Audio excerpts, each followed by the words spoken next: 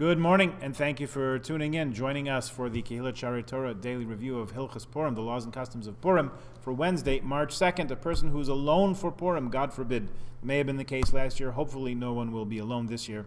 And that person has no one with whom to read the Megillah, may fulfill the mitzvah by reading the Megillah alone from a kosher Megillah, if they have one and know how to do it, and they can make the brachas before. When reading the Megillah to oneself or fewer than a minyan, some poskim over the opinion that the bracha after reading the Megillah should be said without Hashem's name.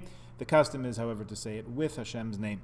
One fulfills the mitzvah even if he reads the Megillah without the appropriate trup. So if you know how to read the Megillah, if you know the words, if you know Hebrew well enough to know the words properly, even if you don't know the tune, so then you could read it for yourself. However, if words are mispronounced in such a way that the meaning of the Megillah is changed, then it's a different story, and one has not fulfilled the mitzvah according to what he's writing here. If one does not have a kosher Megillah or does not know how to properly read from a kosher Megillah, one should then read the Megillah from a chumash without a bracha, at least to commemorate the mitzvah of Megillah. So it may not be actually fulfilling the mitzvah of hearing the Megillah read kamosh tzarich, as it's supposed to be, but one will at least have in mind to remember that mitzvah and do it in that fashion. So that is the advice that we give for anyone who's going to be unable to make it to a shul this year, is to read the Megillah out of a printed chumash, and at least to be conscious of the mitzvah in that way.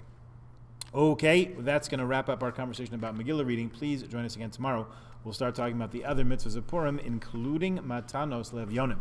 Let's remind ourselves that today, Wednesday, is Erev Rosh Chodesh, Adar Sheni. The second Adar begins this evening with Ma'ariv, with sunset, as we mentioned on Shabbos. We announced it in Shul on Shabbos for those who were there.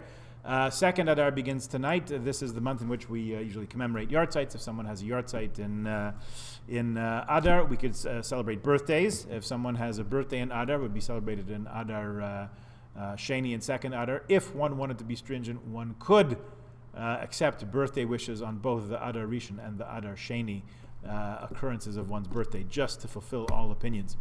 Of course, this afternoon we leave out Tachanun, the extra penitential prayers in our afternoon prayers. And tonight, and for the next 2 days, we will include Ya'aleh V'Yavo, the extra prayer for Rosh Chodesh in our Birkat HaMazon, in our Shmona Esrei. We will say Hallel, and on Thursday and Friday mornings we will add Musaf for Rosh Chodesh, which is right after Hallel in the Siddur. Am I right about that? I think so. With that said, without tefillin. For those wearing tefillin, you remove them before saying davening Musaf.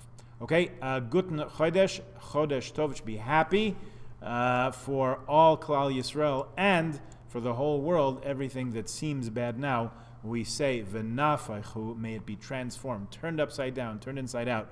As scary and unpleasant as some of the world's developments seem at the moment, may they be transformed, and we'll see how they really are good speedily, even long before Purim. Have a good day.